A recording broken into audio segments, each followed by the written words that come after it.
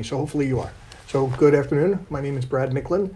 I'm the attorney and managing member of the Micklin Law Group. We're a law firm concentrated in men's and fathers' rights in divorce, custody, and family law matters, with offices in Nutley, Montclair, New Jersey. Today is December 16, 2019. Again, I am in New Jersey, so my advice is always limited to this date and this location. If you're watching this at any other time or in any other state, please make sure that what I'm saying still applies to you. Today, I'm doing my daily tip where I try to give you a small piece of information about issues that often confront my clients and potential clients.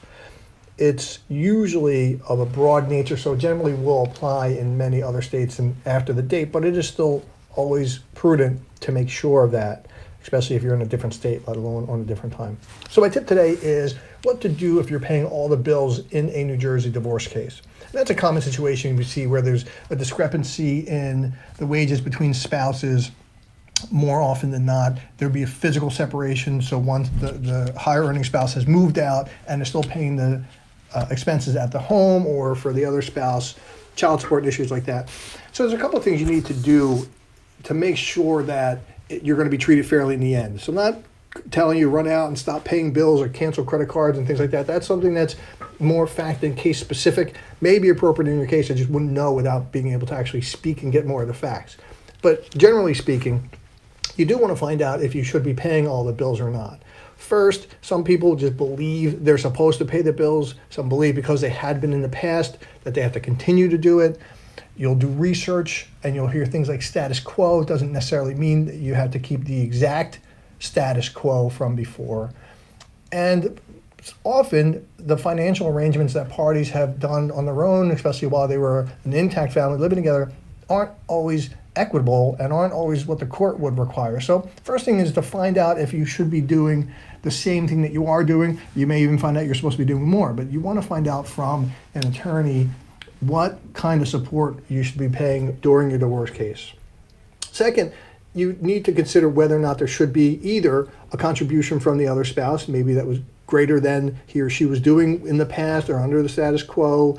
There might have been, like I said at the beginning, an inequitable arrangement where maybe one spouse was paying significantly more of the bills and the other spouse was keeping his or her paycheck for spending money. You may need to find out whether or not your spouse should be making some greater contribution than he or she had been doing in the status quo.